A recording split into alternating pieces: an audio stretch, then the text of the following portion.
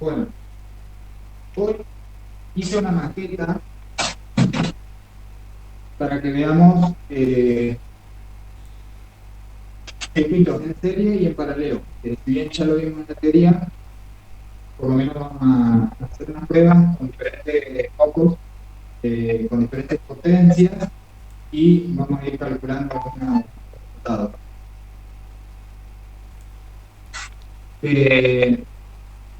No hace falta, excepto si se acopla o algo, no hace falta que silencien los micrófonos, así cualquier duda que tengan me preguntan en la clase. Bueno. Así no irán. Bueno, ahí yo estoy anotando algunas cosas que vimos trabajando ya sea del tema de la ley o de cómo conectar para poder lograr 220 o 380, y hay algunas confusiones, pero bueno, son mínimas y para remarcar y volver a ver las cosas.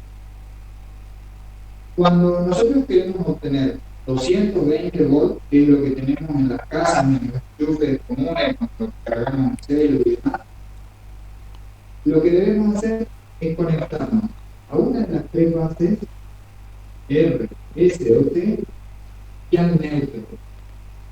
Algo que yo vi bastante es que ponían positivo y negativo. Y eso de positivo y negativo es para la corriente continua. Acá estamos hablando de corriente alterna, que es base, cualquiera de estas tres, y neutro. Entonces eso es algo a tener en cuenta, es muy importante, porque no existe el positivo o negativo. Es algo que uno se confunde, porque cuando uno arranca, ya, para poder entenderlo mejor, lo dice, pero más adelante ya es importante entenderlo. Y, por otro lado, cuando nosotros para poder obtener 380 volts, debemos conectarnos entre dos fases nada más. Entre S y T, por ejemplo, o entre R y T, pero solamente entre dos fases. No es necesario conectarse a las tres fases para poder obtener 380. Es decir, si yo voy y mido en un lugar en que tengo dos fases diferentes, mido con la pinza perimétrica el voltaje, me va a dar 380. Tal vez la confusión viene por el lado de que en una máquina uno va a necesitar las tres fases para poder hacerla funcionar en general. La mayoría se usan las tres fases y el neutro. Muchas veces hay máquinas que solamente utilizan las tres fases y hay máquinas que utilizan las tres fases y el neutro. Entonces, para poder obtener 380 volts, solamente con dos. Para hacer funcionar una máquina, las tres fases y el neutro. Eso es una diferencia bastante importante. ¿Se entendió hasta ahí? ¿Se escucha bien? ¿Y demás? Sí, se corta de a rato la voz, pero se entiende. Bien. A ver si alguno en el grupo puso que no podía entrar. ¿O? No, yo no he visto nada. Bien, bueno.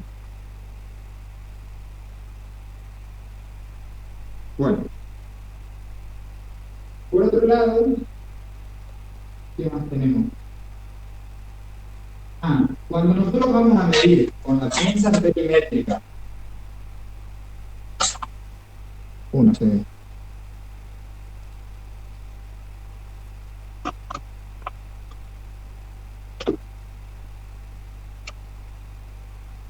Cuando vamos a medir con la pinza perimétrica, cuando vamos a medir corriente alterna, no necesitamos respetar la polaridad, porque justamente no es positivo y negativo. Por lo tanto, cuando vayamos a medir en un enchufe, agarramos y ponemos de manera indistinta el negro en el neutro y el rojo en la fase o viceversa. porque no va a tener una polaridad, no te va a indicar más 220 o menos 220. Eso también vi. Sí está bueno acostumbrarse a colocarlos en este orden a las puntas de prueba, pero no va a hacer la diferencia en la medición. Sí la va a hacer cuando midamos, por ejemplo, una pila, que si medimos, hacemos coincidir el rojo con el borne positivo de la pila y el negro con el borne negativo de la pila, cuando midamos nos va a dar un valor positivo. Y si invertimos la medición, nos va a dar un valor igual, pero negativo. ¿Entiendes? Esa es la principal diferencia. Después,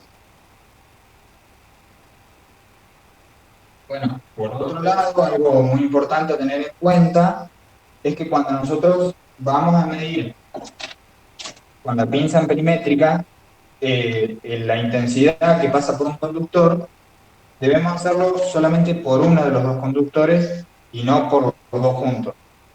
Porque en caso de que lo hagamos con los dos conductores juntos, si no hay ninguna fuga, que eso lo vamos a ver también más adelante, es decir, si no se está yendo la electricidad por ningún otro lado que no sea por el cable, la medición que nos va a dar si abrazamos los dos conductores va a ser igual a cero.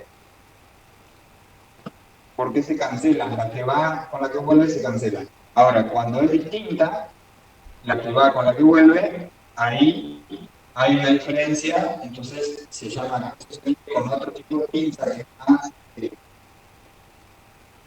exacta y una pinza para medir fuga de corriente, justamente porque lo que pasa es que se fuga la corriente. Bueno, por otro lado, vi que cuando cuando yo preguntaba cómo hacían para medir con una pila, el voltaje de una pila, me ponían que lo iban a hacer a ver si se enfoca, lo iban a hacer en esta, pero fíjense que ahí está el símbolo de alterna, por lo tanto, sabemos que una pila, una batería, la batería del auto, todo ese tipo de pilas tiene corriente continua, y esto no nos va a dar una medición correcta si lo hacemos en la escala de alterna. Por lo tanto, debemos movernos a la otra escala, que es esta, de acá arriba. Voltaje en continua, que el símbolo es similar a un igual. Eso también. Si bien ya lo dimos la clase anterior, me interesaba que lo reveamos porque, bueno, vi algunos errores ahí en los trabajos y los ojos de un electricista son estos. Nosotros vemos con la pinza perimétrica. Con eso podemos medir, darnos cuenta de un montón de cosas que pueden estar sucediendo en un circuito y que nos guían a resolver el problema. Por eso me parece fundamental que aprendamos a usarlo.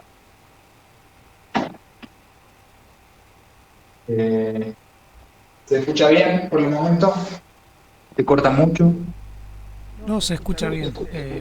Por ahí se va como que se satura el micrófono, pero se escucha bárbaro. Bien.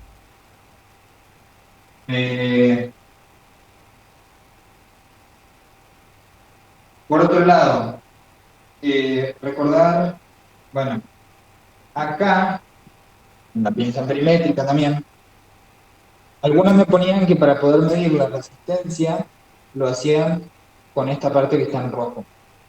Fíjense que ahí nos está diciendo unidad externa. Entonces, este tipo de escala se utiliza cuando conectamos un aparato externo que desconozco cómo se usa, y por lo tanto no es esa la manera en la que debemos medir la resistencia ómnica con la pinza amperímetrica, sino colocándonos en esta escala, 200 ohm y 20.000 ohm. No en esta. Y la colocación de la punta de prueba sería el negro y el rojo. Acá también es distinta la colocación, pero ya les digo, me parece a mí que es un buen hábito hacerlo siempre, conectarlo de la misma manera para que después no tengamos que estar pensando cómo hacerlo, o sea, no nos cuesta nada acostumbrarnos a hacerlo de esa manera, más cómodo para hacerlo así. Bueno, después, otro problema que es un error frecuente que vi es que cuando se planteaba el problema del aire acondicionado en el cálculo de potencia, que tenía frío y tenía calor, para poder nosotros calcular la sección del cable, debemos tener en cuenta la mayor de las dos potencias, pero no sumar la potencia en frío y la potencia en calor. ¿Entiende eso? Es solamente la mayor de las dos. ¿Por qué? Porque de esa manera nosotros vamos a decir, bueno, como máximo va a estar consumiendo 10 amperes, no recuerdo cuánto es. Ponele 14 amperes como máximo. Entonces ahí hay que tener eso en cuenta también. No es sumarlo, sino fijarse cuándo va a consumir más, en frío o en calor. Todos debemos saber eso, cuándo va a consumir más, y en función de eso seleccionar el cable de acorde.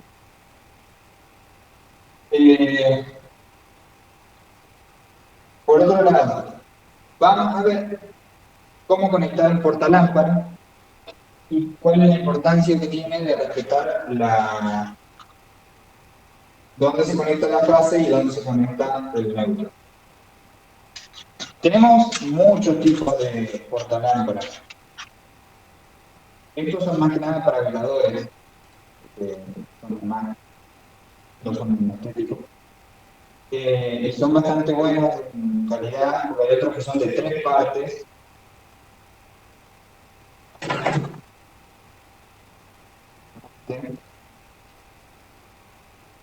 Bien, esta parte de acá.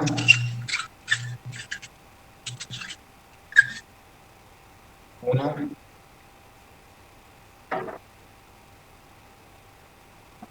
Este está todo pegado con pintura. Pero tienen esta parte de acá, la base. Este tipo son los peores portalámparas que hay porque cuando uno enrosca el foco, la chapita que conecta la fase, tocan al neutro y se genera cortocircuito. Es muy frecuente que esto suceda en este tipo de portalámparas. Por eso yo no lo recomiendo para nada, porque la verdad que siempre causan problemas. No hay tanta diferencia en el precio con otros que son de una calidad superior y a la hora de instalar es mucho más rápido, sencillo y seguro. Este también, son 3 partes, tiene la rosca superior, esta base que se saca, y acá, este tipo de rosca que tiene es universal. Va una varilla roscada, o sea, hueca por dentro, y es universal. Ustedes lo van a encontrar en todo tipo de acrílicos, este tipo de rosca. Ustedes conozco el tamaño que tiene, si alguno sabe qué medida es la rosca esta, pero es universal. Entonces con esto nos permite colocarlo en cualquier tipo de acrílico. Fíjense, controlado, y esto tiene 2 contactos. Y es muy importante respetar qué va conectado en cada uno de ellos.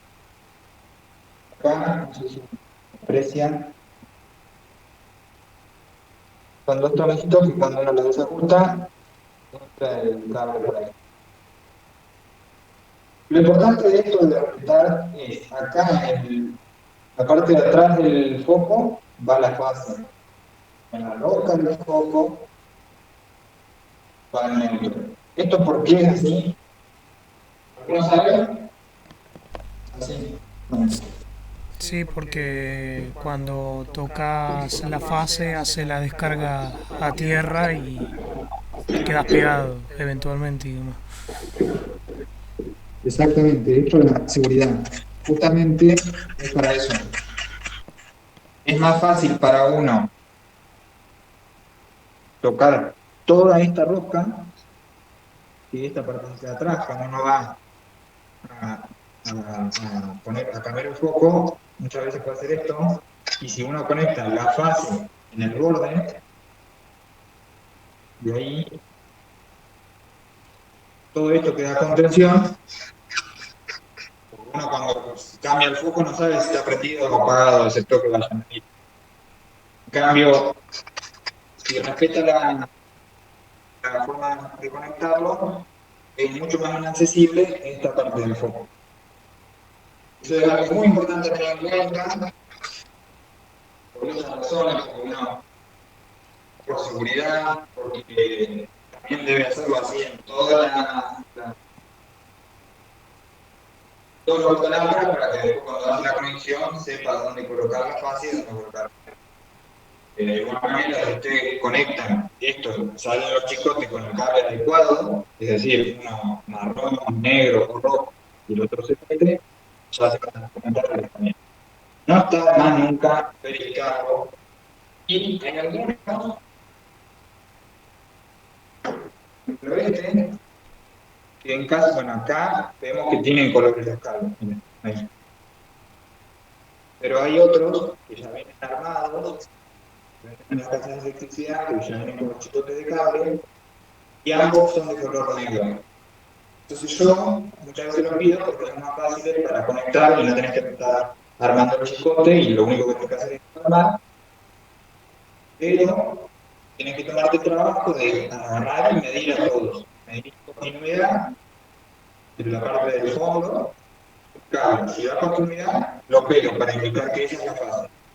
Si no da continuidad, pero el otro, que el otro es el que en realidad me tiene que hacer la fase. De esa manera lo identifico, entonces yo ya sé que todos los que están pegados son una fase y todos los que no están pegados son una fase. Son detalles, pero que hacen a una buena instalación, a que sea más segura, a un montón de cosas. Entonces, o sea, para poder organizarse uno también, y porque debe respetar ese tipo de normas. Hoy tengo pensado en hay diferentes tipos de portalámparas, tenemos este portalámpara curvo, este lo venden en Iluminar, por ejemplo, que es el receptáculo curvo, ustedes no lo colocan en pared, pero no es para intemperie, todo para el interior. Después tenemos los receptáculos rectos, que están muy buenos estos, porque el precio es similar a un portalámpara común, en el tamaño para tapar una caja octogonal, que ahora les voy a mostrar una caja octogonal.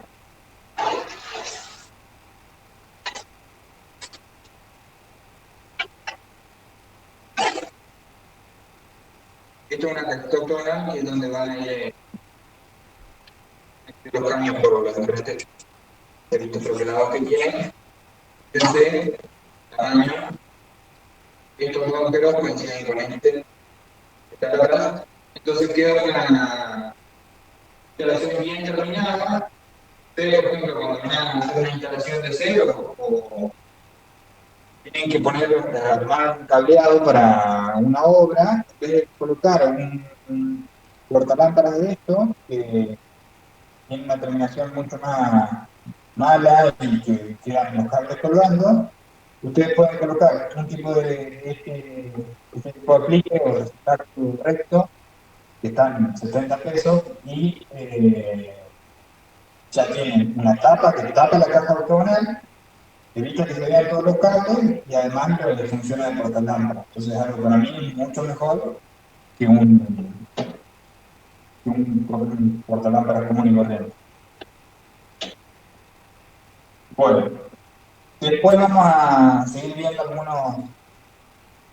algunos materiales eléctricos que traje. Vale, traje.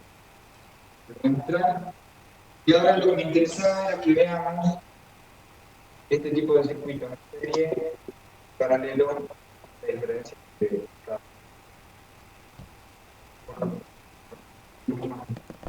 Ahí se cortó muchísimo el audio.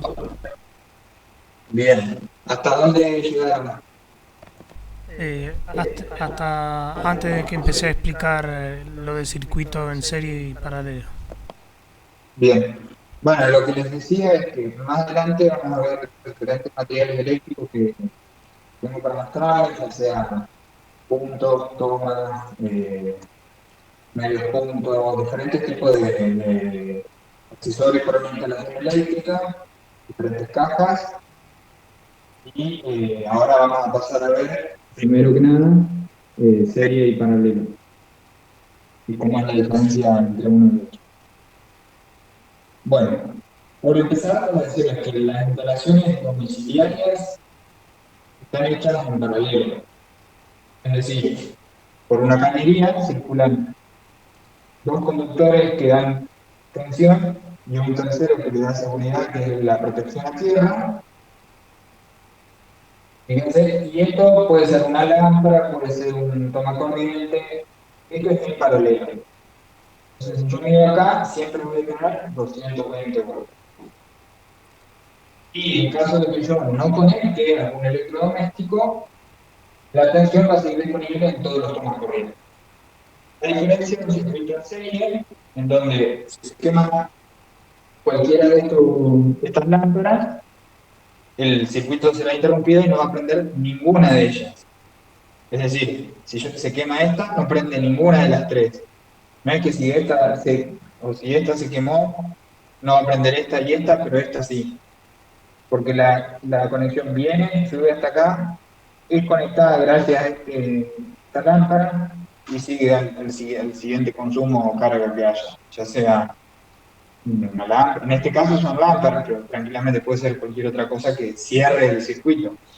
Fíjense que si no, lo que estarían viendo son dos chapitas así, así, y esta sería la fase y esta neutro. Si no habría una lámpara, no hay nada que lo esté conectando. Como hay una lámpara, viene, conecta acá, sube la resistencia y sigue por este cargo. Y así sucesivamente hasta volver. Si yo lo prendo,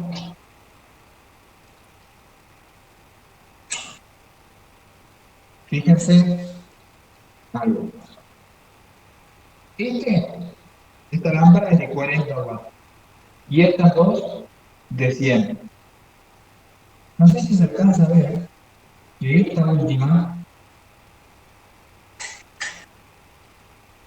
esa última busca prender. Muy poco, pero busca prender. Esta directamente no prende, pero porque va a haber una mínima diferencia de potencia entre una y otra. ¿Qué pasa? Esa, al tener menor potencia, con un menor paso de corriente, logra prender. Estas necesitan mayor paso de corriente para lograr prender. ¿Entienden? Entonces, nosotros por eso es que vemos que esta está, no sé si en su totalidad prendida, pero con un gran brillo y cada de estas dos no.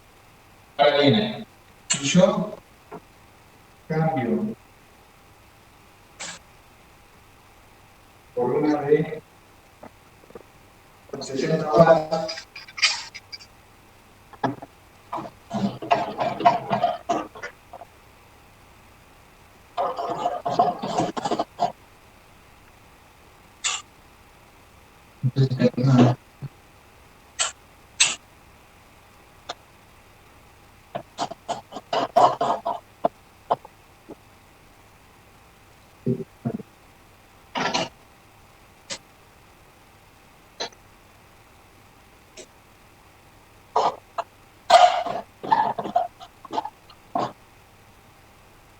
fíjense ahí, esta no prende, pero estas dos sí. Esta, por ejemplo, es de 42 watts, esta es de 40 y esta es de 100 watts. Ahora, si nosotros medimos, vamos a ver cómo cae el voltaje en cada una de ellas.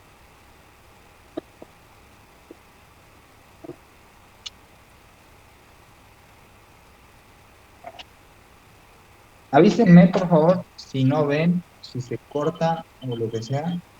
Así. Ahí va.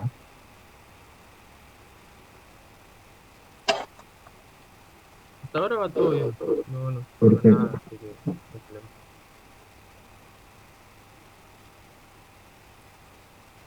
Banker, me das uno que pido ayuda porque tengo que tener el tester y.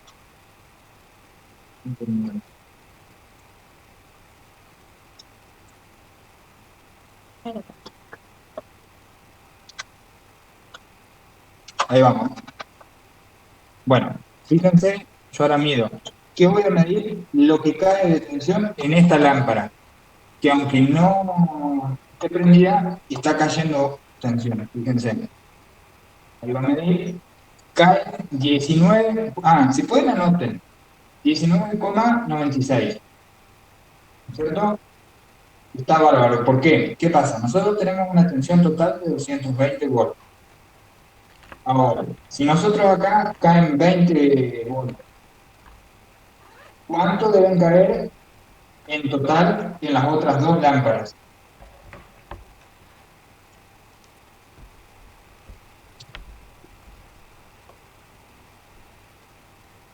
A ver, si se ve ahí.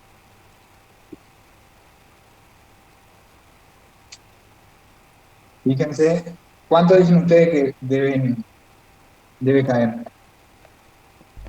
Y va a depender de la resistencia de cada uno.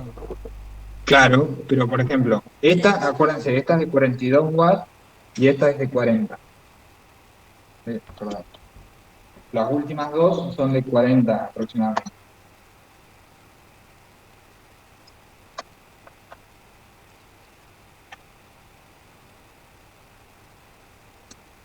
Fíjense.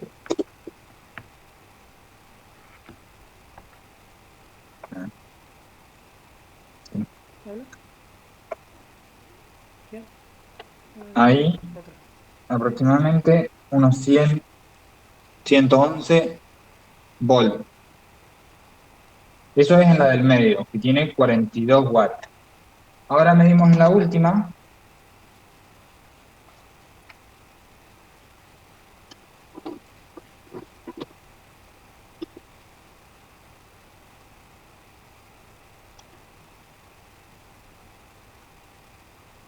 Y nos da 105,4. Entonces, 105,4 más 111,3 más 19,90, 20, ponele. 20 son 230 volts, más o menos. Entonces, si medimos el voltaje en un enchufe, nos tiene que dar aproximadamente unos 230.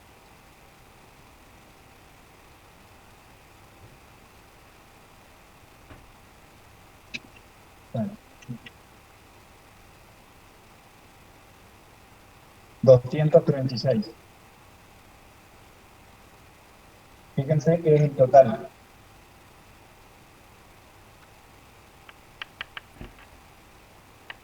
Bueno, no sé si se entendió, pero se me complicaba mucho para grabar, pero es importante que lo vean. Ustedes tienen tres resistencias, dos iguales aproximadamente y una tercera más pequeña. Pequeña la resistencia, mayor la potencia. ¿Por qué? Porque a mayor resistencia es menor el paso de corriente. ¿Me entienden? Eso es importante. Entonces, en cada una de ellas, fíjense que ahí arriba yo anoté. En serie se suma la resistencia, que eso ya lo vamos a ver ahora. Y la intensidad para la vamos a medir, la intensidad es igual en todo el circuito. ¿Por qué? Porque la intensidad tiene solamente un camino por el cual se puede recorrer, que es pasar por acá. En cambio, en el circuito en paralelo, acá va a estar la suma total de las intensidades, porque va a ser la suma de esta intensidad, más la suma de esta intensidad, más la suma de esta. Ahora, en esta rama de acá solamente voy a medir esto. En esta de acá solamente esto. Y en esta de acá solamente esto. ¿Se entiende más o menos cómo es? Sí, sí. Perfecto. Y la medición que realicé hoy de los diferentes voltajes, ¿eso lo entendieron? ¿Se quedaron con alguna duda? Vamos a seguir realizando mediciones, pero quiero que me digan si se quedaron con alguna duda, así lo vemos. No, ninguna duda. Entiendo bien. Bueno. Ahora vamos a medir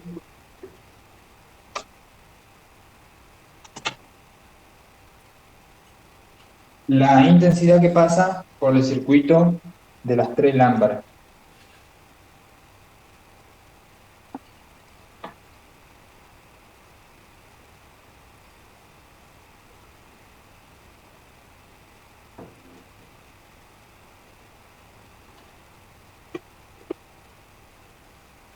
Nos está dando aproximadamente 0,1 amperes. ¿Está? Entonces, si nosotros tenemos 0,1 amperes y aplicamos la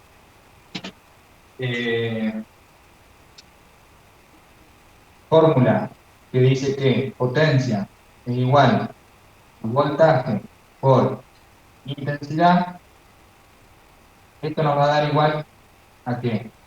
¿Qué voltaje tenemos nosotros que medimos hoy? 230. Bien, lo estoy escribiendo acá. Tenemos 230 volts. ¿Por qué intensidad medimos? 0,1 amperes. ¿Está? Entonces, 0,1 por 230 nos va a dar, a ver, 200, ¿sí? No, 23, 23, 23 redondos.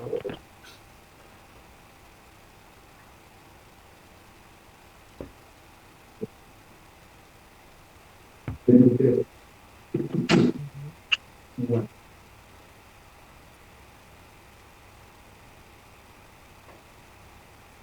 Ahora, mira, es raro. Claro, porque, a ver. ¿Qué pasa? En el circuito en paralelo, nosotros vamos a tener la suma de todas las potencias. Es decir, la de 100 watts, la de 42 watts y la de 40 watts. Pero acá, este circuito que tenemos en serie, nos está consumiendo 23 watts. ¿Estamos?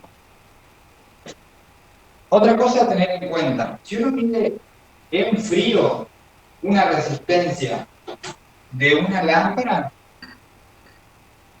no va a ser, por ejemplo, vamos a probar.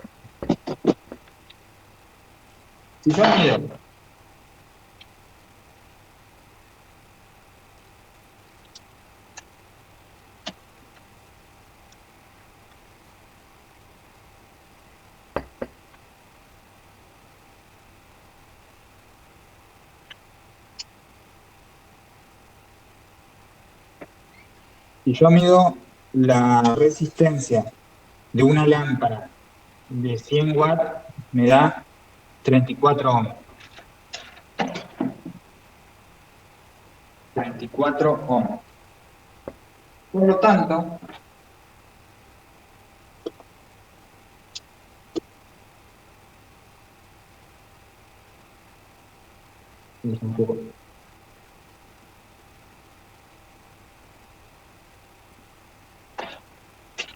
yo tengo que intensidad es igual a voltaje sobre resistencia. Sabemos que tenemos 230 volts y tenemos una resistencia de 34 ohms. ¿Está? Ahora, si nosotros hacemos 230 6,74. claro, nos va a dar 6,74, ¿qué? 6,76, perdón. Ah, sí. Ampere, ¿está? Porque estamos calculando intensidad. Y nosotros sabemos que la potencia es igual a voltaje por intensidad. Por lo tanto, si hacemos voltaje por 6,76, nos va a dar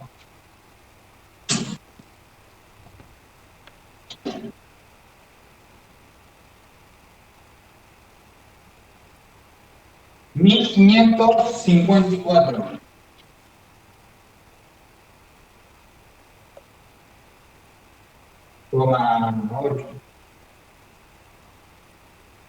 ¿Está?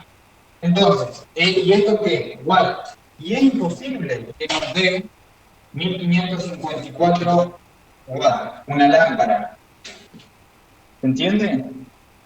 Ahora, ¿qué pasa? ¿Por qué nos da ese valor? ¿Alguien lo sospecha? ¿No lo sabe?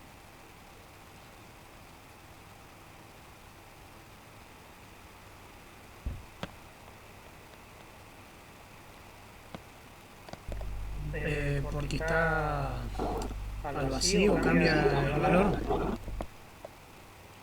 Es porque está, al calentarse, aumenta la resistencia y por eso logra mantenerse en 100 igual. ¿Entiendes? Pasa una corriente, o sea, esto, si uno mide de una manera muy exacta, esa medición, esto tiene un pico de consumo, pero que enseguida baja porque la resistencia que tiene la lámpara empieza a aumentar debido al calor que genera la resistencia. Entonces, aumenta la resistencia y por lo tanto baja la potencia. ¿Se entiende? Sí, sí.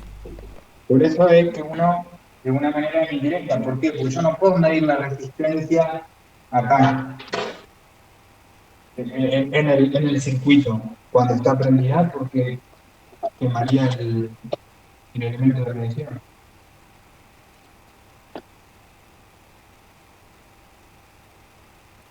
Bueno, por otro lado, fíjense, todos tenemos, bueno, calculamos ya fijamos cómo cae la tensión en cada uno de los las lámparas o de la resistencia o de los consumos y la intensidad, si nosotros medimos acá, si medimos acá, va a ser igual en todo el circuito. Ahora, vamos a cambiar de maqueta.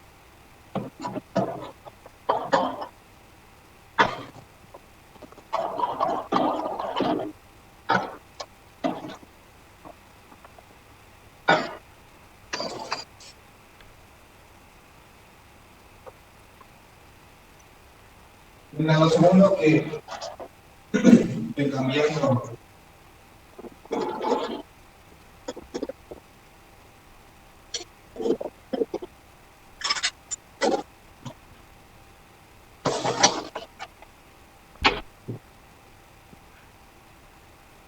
Fíjense, esta es una conexión en paralelo. Esta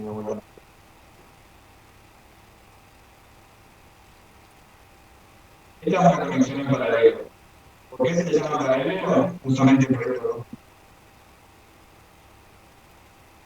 Si nosotros medimos en cualquier punto, entre acá y acá, acá y acá, acá y acá, va a haber 220 voltios.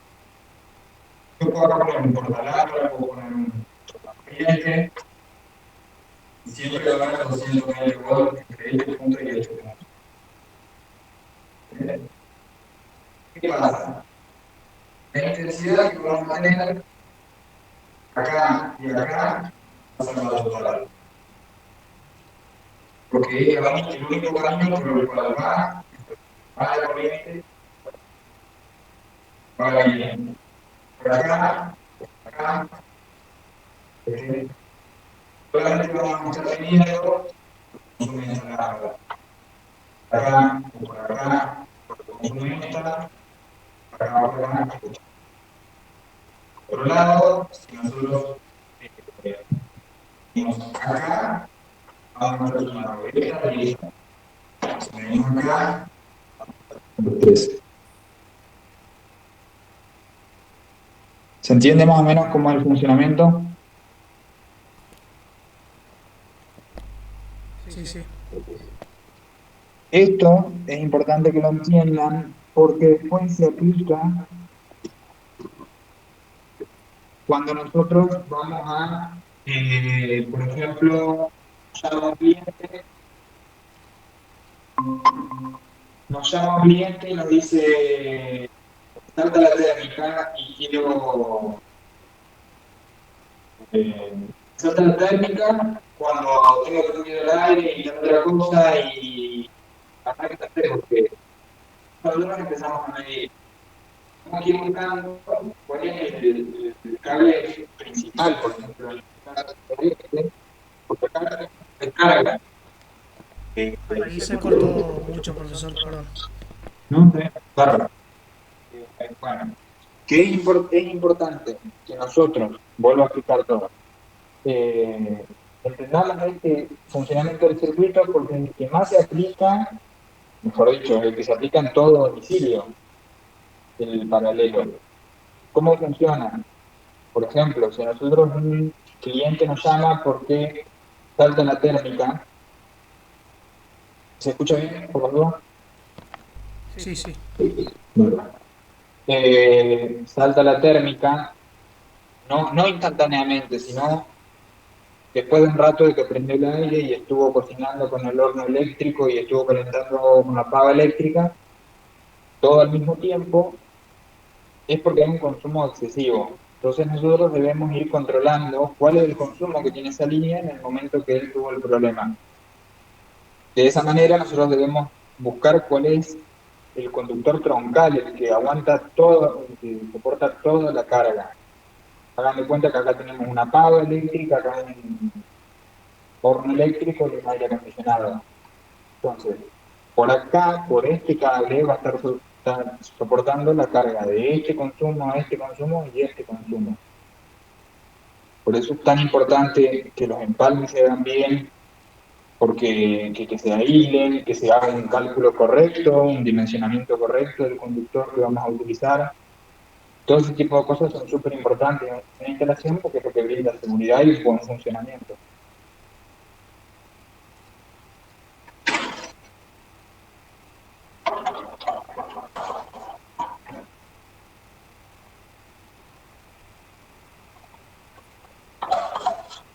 ¿Alguno tiene alguna duda de algo que me pregunte?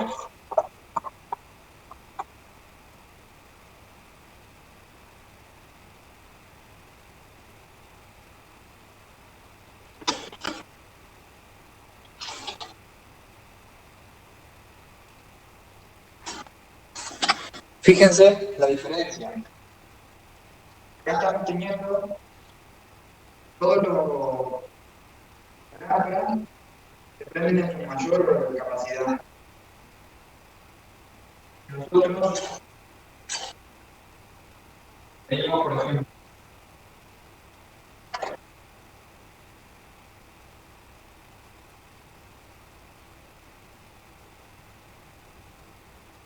A ver, 30, 30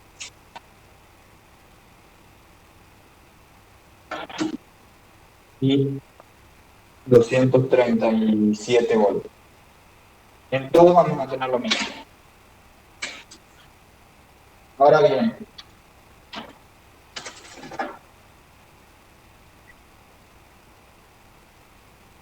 no sé, a ver.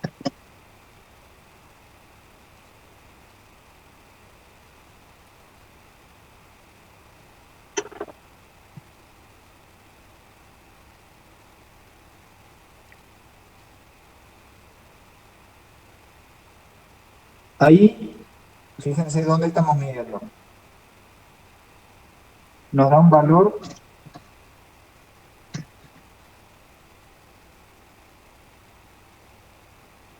disculpen, pero no sé, 0,3. 0,37 exactamente. Si nosotros nos vamos acá, 0,56. Y si nos vamos acá, ahí vamos, ahí está, 0,75. ¿Esto qué quiere decir? Es la suma de las tres. Entonces, si nosotros desconocemos, fíjense lo que consume la lámpara de 40 watts, si no me equivoco. No veo nada. 0,17 amperes.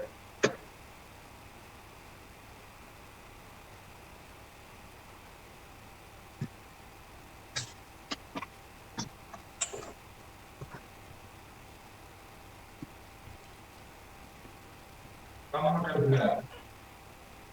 Nosotros queremos calcular la potencia que tiene la primera lámpara porque desconocemos su valor. Tenemos que potencia es igual a voltaje por intensidad.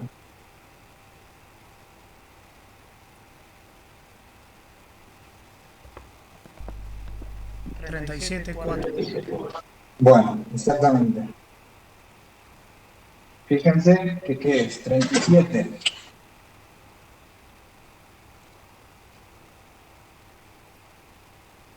37,4 watts. Ahora,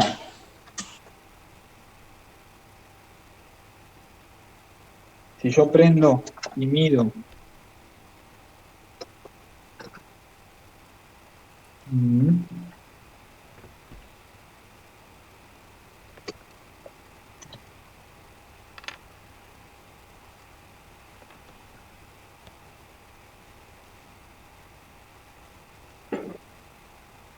ahí me da 0,15, algo muy similar a la otra, porque son de 40 y de 42.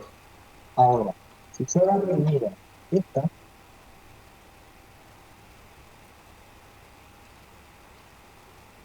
me da 0,15. Ahora, 0,15. Puede que esté midiendo mal, y efectivamente. Disculpen, está en continua y no en alterna. Por eso me parecía raro.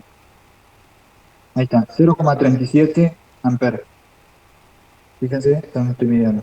0,37. En la de 100 watts.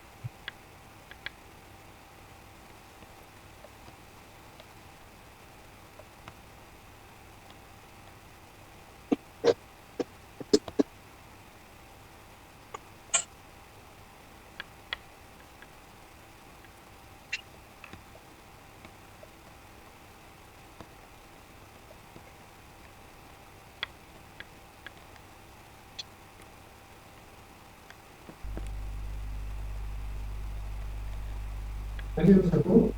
85,1. Están grabando casi 14 watts. Ajá. 85,1. Sí. Es una tablet. Pero bueno, es el funcionamiento. Eh, ahora, yo lamentablemente no les puedo, o sea, no funciona, no nos sirve por mucho. A ver si me puedo explicar acá. A nosotros no nos sirve calcular la resistencia total del circuito, porque en el caso de lámparas, varía de una manera abismal. Ustedes calcularon que calcula,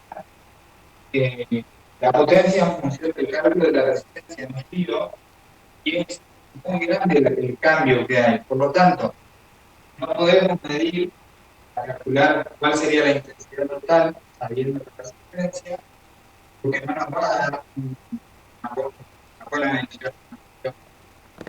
Se cortó, profesor. Bien, lo que les decía es que no se puede calcular en función de medir la resistencia total del circuito debido a que la resistencia varía mucho eh, cuando está en frío o en caliente una lámpara de este tipo, ¿entiendes?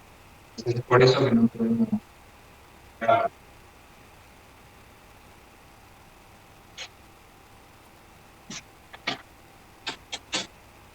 Hasta ahora van entendiendo todo, no tienen alguna duda de o quieren que haga algún cambio de foco, que una lámpara, todo eso, quieran probarlo. Lo único, profe, que le puedo pedir es que si puede explicar de vuelta lo último, porque no entendí nada lo que dijo, pues se cortó todo. Bien, ¿qué parte es, si bien lo último, qué sería más o menos? Eh, lo de las resistencias que dijo usted, de lo que entendí es algo de estando en caliente no va a ser lo mismo que estando fría la resistencia. Claro, a lo que voy, nosotros hoy, a ver si lo puedo enfocar. Ahí. Calculamos que eh, la, la potencia que va a tener eh, una lámpara que tiene, o sea, nosotros lo que primero hicimos fue medir, sacamos esta lámpara y medimos la resistencia que tiene el filamento, ¿no? El valor que nos dio, por ejemplo, es de 34 ohms. Haciendo el cálculo de qué intensidad sería eso, da 6,76 amperes. 6,76 amperes nos dice que pasan de corriente por esta resistencia de 34 ohms. Si nosotros queremos saber qué potencia sería 6,76 amperes, deberíamos realizar este cálculo. Potencia igual a voltaje por intensidad. Voltaje por intensidad.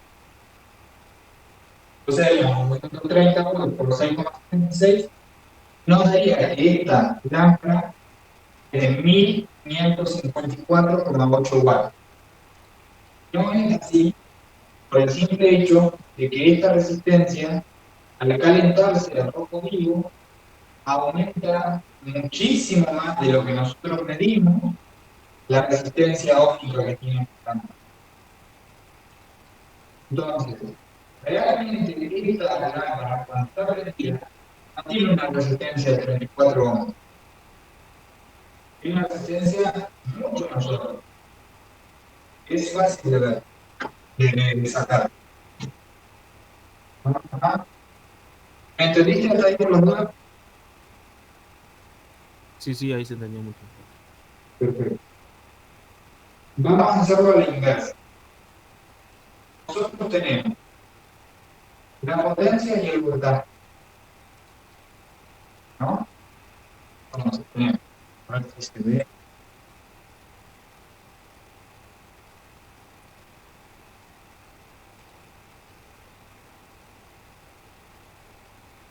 Potencia y voltaje, o sea que nos queda por sacar la intensidad.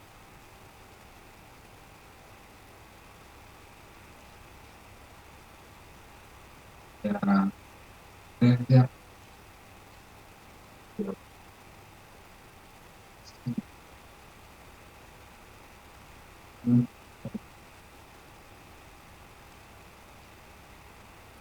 Nos van a dar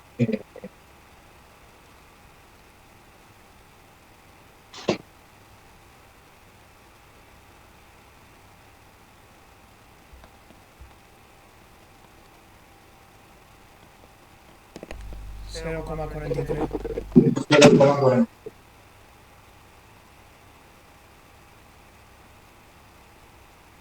Como hay intensidad, esto es amperes. ¿Está? 0,43 amperes.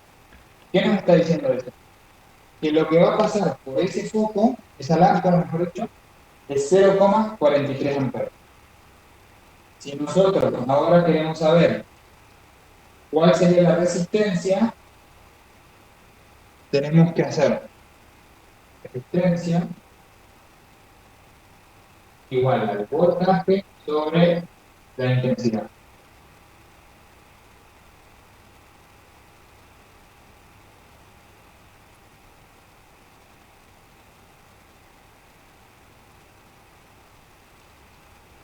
Algunos que lo vayan a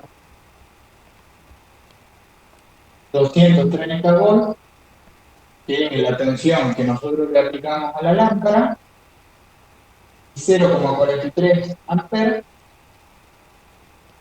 es la intensidad que pasaría si la potencia que tiene la lámpara es de 100 watts. Entonces, de una manera indirecta, calculamos la resistencia. Sí. Sería 5,34.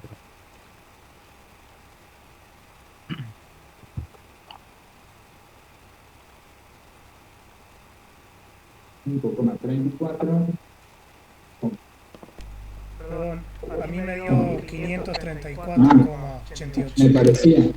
Porque es muy chica la resistencia para. Sí, perdón. Culpa mía, me comí la coma. Ahí está, 534,88. Bueno, fíjense la diferencia que hay de la resistencia en caliente y en frío.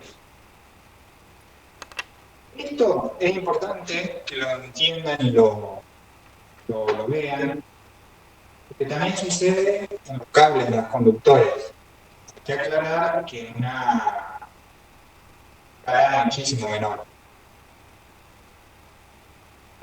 O sea, acá vamos a ver que hay una diferencia de temperatura abismal, es decir, pasa desde 24 grados, ponele que está la temperatura ambiente, no sé, sinceramente desconozco qué temperatura, pero 500 grados por debajo de la espalda. Estoy hablando de la resistencia en la lámpara. Entonces, en un conductor pasa algo similar. No es lo mismo la corriente que soporta un cable. La corriente que soporta un cable en una temperatura de trabajo de 24 grados que a una temperatura de trabajo de 90 grados, 80 grados. No es lo mismo. Va a ser menor la corriente con la intensidad, mejor dicho, que soporta un cable a una mayor temperatura. Por eso es tan importante que ya después voy a mostrar en el cuadro que tenemos, a ver si van a ir mucho.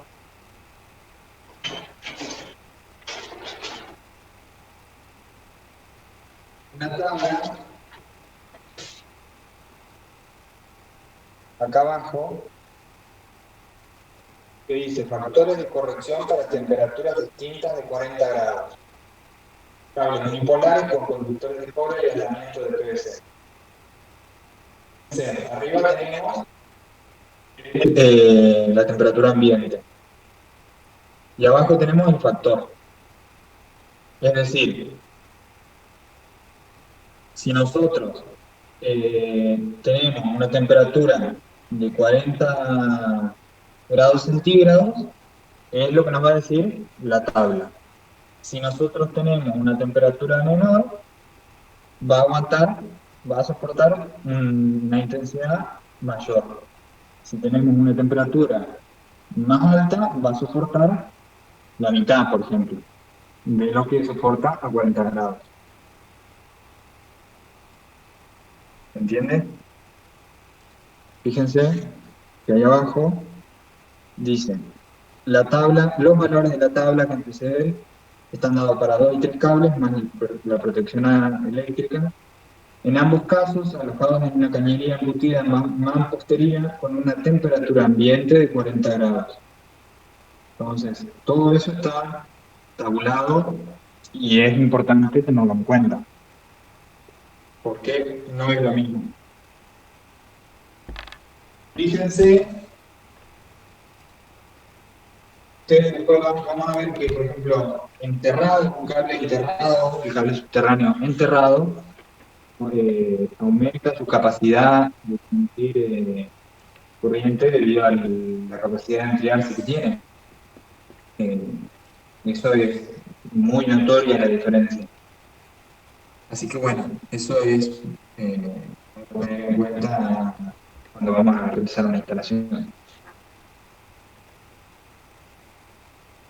A ver, no tanto en un domicilio, pero sí cuando, por ejemplo, o sea, cuando vamos a seleccionar el cable subterráneo que vamos a utilizar para conectar el tablero principal con el seccional, ahí sí debemos tener en cuenta. A ver, ¿cuánto va a consumir en total la casa en algún momento que esté todo prendido? Bueno, son cálculos que vamos a ir aprendiendo a hacer más adelante. Por el momento, ¿tienen alguna duda, alguna consulta que quieran realizar?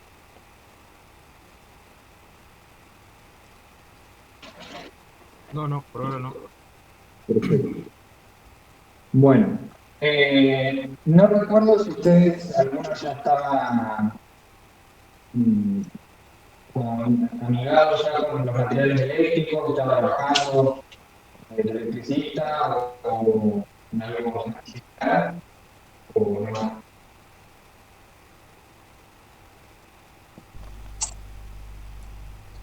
Yo sí. Ajá.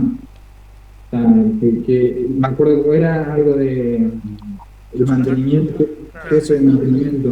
Exactamente. Bien. Bueno, Yo también más o menos, por mi viejo, digamos, porque hicimos la instalación del fondo de mi casa, del galpón.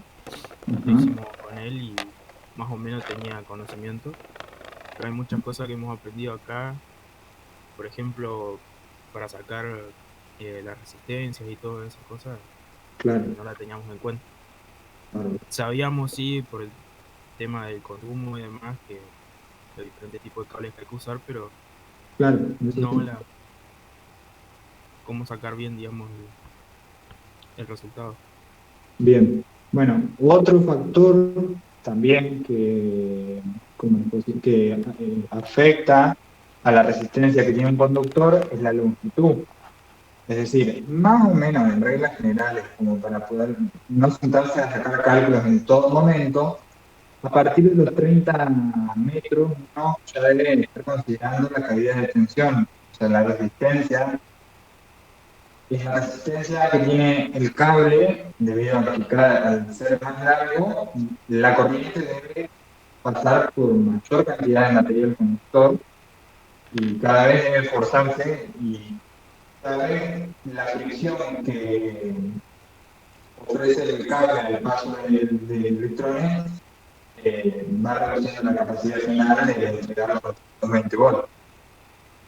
Por otro lado, la sección, si por ejemplo nosotros calculamos y nos va a dar que vamos a tener 15 amperes, entonces decidimos poner un cable de 2,5.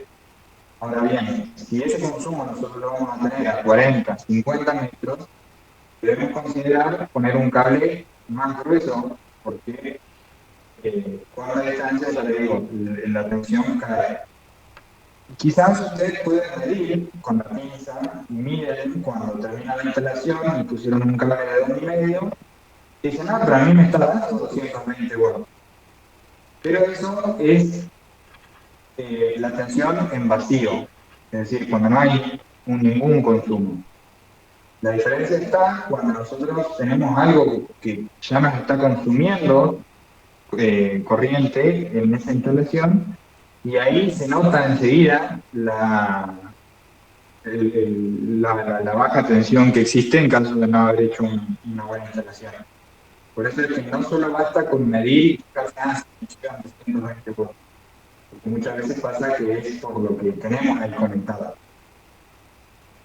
A mí personalmente me ha pasado en mi casa que nosotros tenemos una bajada compartida con el vecino. Entonces, hay un solo cable que va hacia los dos medidores de luz. Entonces, ambos tenemos aires acondicionados grandes y en verano hemos llegado a tener 188 volts, por ejemplo. Porque como es una instalación vieja, bueno, antes se podía compartir en una sola bajada el cable que alimenta la electricidad.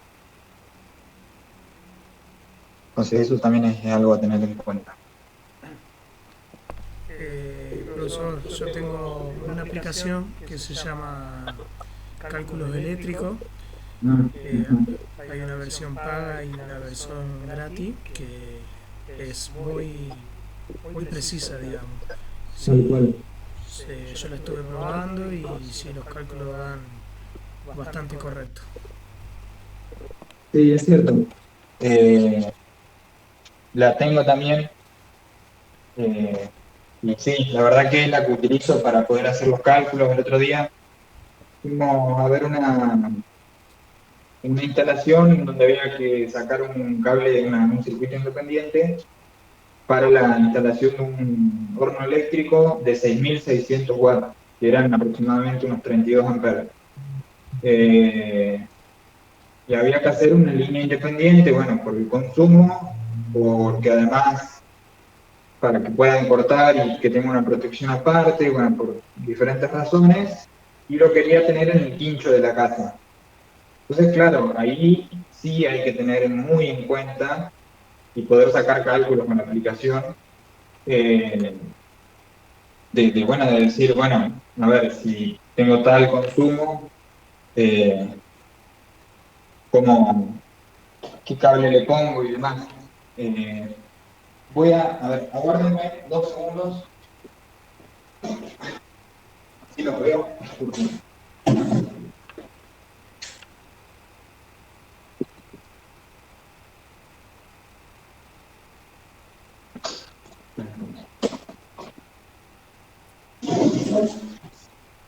Bueno. Por otro lado, también, bueno, justo ustedes ya están bastante familiarizados con todos los materiales eléctricos que hay, la mayoría por lo menos. Pero bueno, tenía preparado ahí algunas cosas que algunos no conocían, y es importante que sepan el nombre a la hora de referirla a la casa de electricidad, saber cómo se llama y bueno, los diferentes nombres que tienen y los diferentes usos. Esto de acá, tapabastidor, y es, bueno, o sea, lo conocerá como forma, que es lo que tapa, lo que embellece la casilla de luz. Esto de acá tenemos tapabastidor por separado al bastidor, y por otro lado tenemos tapabastidor todos juntos. Yo personalmente utilizo esta por la facilidad que